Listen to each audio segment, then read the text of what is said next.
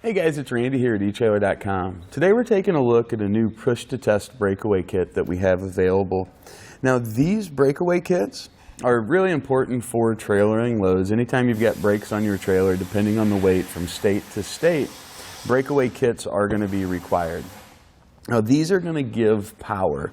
There's a battery in our box here. These are going to give power to our brakes in the event of an accidental disconnection. So we're heading down the road, we didn't secure our coupler, something breaks, something happens, our trailer becomes disconnected from our vehicle. Instead of it just going on its own volition wherever it wants to go, as soon as the pin is pulled right here, which your tow vehicle will do, that cable gets connected to your vehicle, it applies the brakes. That's going to keep everything a lot safer. As soon as that disconnection happens, those brakes come on, everything gets slowed down really quickly. Now again, like we said, this is a requirement in most states. That's going to depend on the weight of the vehicle. But something that is always recommended, especially if you're going to haul from state to state, is just to get a properly working kit on there so your bases are covered. So regardless if you're going through the south, the northwest, the northeast, through the midwest, you'll have all of your bases covered. Now regardless of whether you use the front load, like what we have here, or the top load where the cover opens on the top, we'll show you both of those in just a minute. They're both going to have the 12 volt 5 amp battery in them. That's going to be very effective for single axle trailers and double axle trailers. If you have an application that requires more than that, maybe you're using an electric over hydraulic system or a triple axle trailer, you'll want a kit that has a little bit bigger battery in it. But for the 1 and 2 axle configurations, this is going to be an ideal solution. Something else that I really like about this one that we don't always see out of other ones is that there is a built-in charger. So as you're connected to the 7-pole on your truck, as long as it has the working 12 volt power supply coming back to your trailer, it's always going to keep our battery fully charged. We also have the push to test feature right here. You can see by pushing that, we've got ours fully charged. It can indicate recharge, and it'll tell you when it's charging. So if your recharge light comes on, you'll know you'll need to connect it to your truck for a few minutes, let this get some juice in it, and continue charging so your battery will be good and active in the event that you have a separation. Something else I really like about this kit when we compare it to other kits that we have available, you see we've got a really good quality sticker here on the front of it, but it's color coded. It shows us exactly where each wire needs to go. So if we're out on the road, something happens to our 7-pole, we have to replace it, we're not going to have to try to look it up online or try to figure out how to get this wired up. Everything's right there, very easy to see, very easy to understand, and very easy to get connected.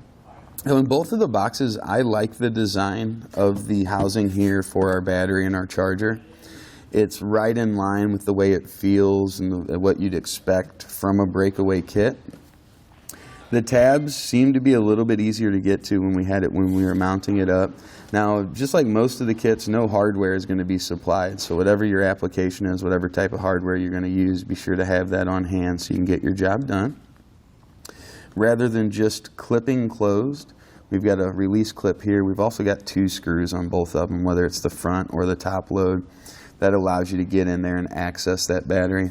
Although the way it's sealed up, I don't think you're going to have to worry about moisture and corrosion and things like that in there, so it's really going to be pretty maintenance free. The breakaway switch here, kind of along the same lines. Really nice and sturdy, uses a single hole attachment back here, which I'm also using for my ground wire. So you can kind of just have to drill 1 hole there and then the 4 for attaching the breakaway battery itself. The cable also has a really good length, so by mounting this pretty close to the front of the tongue, you've got plenty of room to get this attached to your vehicle. You'll see it's a loop on the end here. These generally need to be connected to the frame of your truck, which includes your receiver hitch or a portion of the truck. We don't want to connect these to safety chains. We don't want to connect them to, say, the coupler or something like that. You don't want to connect them to the ball on your receiver tube where it comes out, basically to your safety chain connection points or around the receiver of the hitch. Now, I would generally use a carabiner for that. I just have a little quick clip on here, so I could just reach up, click it right onto my safety chain connection point there. If you didn't want to do that, you can pull the pin loop it around and then just pass it through to where it'll create kind of like a cinch for you to come down on. That's kind of going to be up to you and how you want to get that done, but definitely by having a carabiner, it's going to make it a little bit quicker and a little bit easier. Now, I think this is going to be a really good solution in Breakaway Kit. I like the design of it. I would definitely put one on my trailer. And it's going to come in really handy for those 1 or 2 axle applications. Remember, it's not a triple axle setup. But whether you're rebuilding an old trailer and it's got an old Breakaway Kit on it, maybe the one you've got has failed, or you're just looking to get your current trailer up to specifications or to make it legal, it gets you in a safer situation. When a trailer breaks away and it doesn't have a Breakaway Kit, there's no telling where this trailer is going to wind up when it's all said and done. That can create a lot of liability for you. By having a Breakaway Kit put on here, it gives you that extra level of safety, and it's going to help ensure if something like that does happen, it's not going to be a major event. It'll be something that's a little bit more controlled. Hopefully it just winds up in the ditch or in the median, right? Now, one thing to keep in mind, in order to keep the battery charged up, you need to have 12-volt power coming through your vehicle through your 7-way plug. That's generally going to be there already if you have a 7-pole round plug on the back of your vehicle. In some instances, though, you might have to put a fuse or something like that in to complete that circuit and get the power back. The thing about not having power is it's not recharging your battery. And of course, we're not using this battery regularly. This isn't going to be something that constantly has a load, so it should stay charged for you for quite a while. But do ensure you've got that 12-volt power so it maintains that battery, keeps a nice charge to it, so we won't have to worry about operation in the unfortunate time we might need it. Now, choosing the correct box for your application, it's really going to depend on the position in which you want to place it. I'm going to be using this one, the front load type. So this door is going to open this way. Or I'm sorry, it's going to open this way. But regardless of that, I'm mounting it right to the front of this box here. I will be able to open this up to gain access to anything inside. If you're going to be mounting it in a different location, this lid's going to open this way. This is the top load design. That's the only difference in the two kits. If I were to put that one here, I need to open that up and get into it. This may actually make contact here.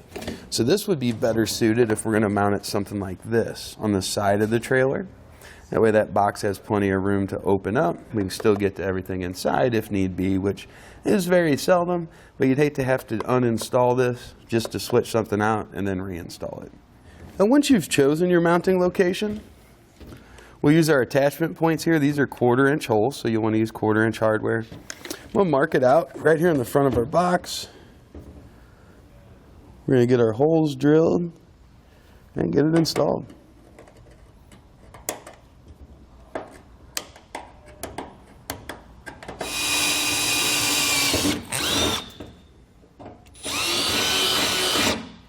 All right, then we'll just get it attached once we've got all of our fasteners started there. Get it tightened down. If you can, use all 4 of the mounting holes. It's going to give you the best security on your trailer. Once we get this done, we'll move on to getting the breakaway switch itself mounted. Now the thing to keep in mind with your mounting location here, and just general good rule of thumb, is we want this to be in pretty close proximity to the breakaway battery. We're going to run one of these wires to it. Now this is going to be plenty close. It also needs to be close enough to your vehicle that we can attach our tether to it. This needs to attach to the frame or trailer hitch of your vehicle, not your safety chains, so that if in the event your trailer does separate, this will get pulled out. So be sure you got enough length to attach there. And another thing when mounting your box, just as a heads up, if you're going to be running this to a junction box, you need to mount this either close enough to your junction box to run the wires to it, or have some extra wire and some butt connectors so you can extend these. We're going to be tying ours in directly to our 7-pole wire here. Loop it up here, we'll make our connections, tape it up and put it down. So we're not too worried about the length, everything's nice and close. But in your application, do keep that in mind to ensure you have what you need. To install our breakaway switch, we're going to use a number 12 self-tapping screw. Go right on the side of the trailer here. Get my mark started. Then we'll get it finished off and then we can mount it up.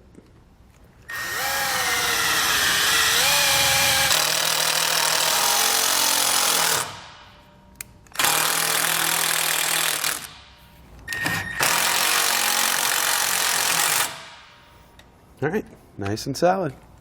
That's something I like to do when I do my wiring.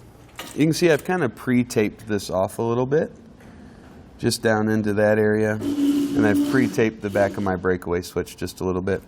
That's just more for appearance sakes, because I don't like two different color wires kind of running over here and laying down. So that's going to be up to you. It doesn't change the install process at all. Again, we're going to be going to our 7-pole wiring right here. If you're going to a junction box, use the wires designated for what it asks for, which is going to be white to ground. The red needs to go to the 12-volt power supply coming back from your vehicle. This is going to be what charges our battery up. The blue one is going to go to the blue side of our breakaway switch. And then our black wire, the one that comes out of our breakaway switch, that's going to go to the brake signal that goes to our trailer and activates our brakes. So what I'm going to do is just split through the outer sheathing here. I don't want to get all the way in to where I do any damage to the wires laying in underneath. So just make sure we can open it up here gently. And once we've got access into our wires there, we need to find the 12-volt signal like we talked about. In ours, it happens to be the black wire. It may be a little bit different in your application, so just check that out and ensure. Bring that down so I have a little bit of flexibility in it. We're going to strip back each end of it. We're going to add, in our case, it's a little bit larger wire, so we're going to use a 10 to 12 gauge butt connector. Part number is DW05745. For the smaller wire connections we're going to make, part number is going to be DW05744, just to give you a heads up. Those are heat shrink, so it's really going to give you the proper protection you're going to need on these external connections. That's our red wire. Again, goes to that 12-volt coming from our vehicle. I like to get those spliced together, twist them up really well. Now we'll slide our larger butt connector down and over, make sure it gets a good connection. Once you're sure both your wires are in there the right way, just get a good crimp on it. Pull on both wires, make sure they're in there securely. Then of course, we're going to reconnect it to that. That makes a splice for us. We don't have to worry about like quick splice connectors or anything like that that generally fail on us. Next we've got our blue wire here. That's the signal for our brakes, but again, check yours. Now remember the black wire that comes from our switch, that's going to go to our brake signal wire.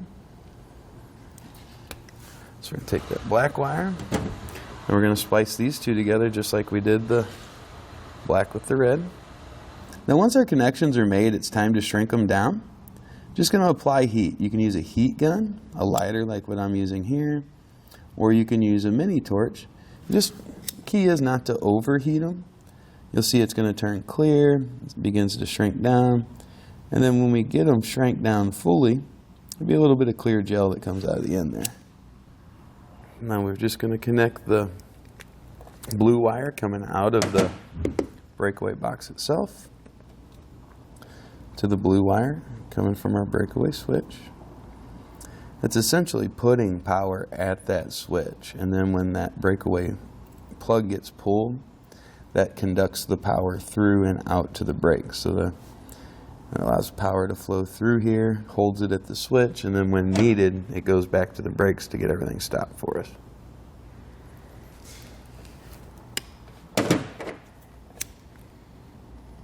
You can see here for our ground, just using a ring terminal right behind our breakaway stud. And at that point, we can just tuck this stuff back down and under. A little bit of a tight squeeze there, but it'll go. And it should give us a nice clean look. We'll be ready to test it out. Now to test out the system, I'm just going to get one of our wheels in the air. We're going to begin to spin it. And then we'll want to have somebody pull the pin for us as we do. Works pretty effectively. Has the tire locked up. Now we're going to leave that out, and for DOT compliant standards, this needs to hold for 15 minutes. So what we'll do, let it sit 15 minutes. We're going to come back, check, make sure everything's still holding nice and tight. As long as it is, we're going to be ready to hit the road. All right, we've let this go a little while. As you can see, it's still holding nice and tight. It's been probably closer to 20 minutes than 15 minutes. But what I'd like to do, just to 100% confirm everything's working the way it should, we'll have the pin put back in the front, and then our brake should release. You can see, as soon as that pin goes in, right back to normal operation.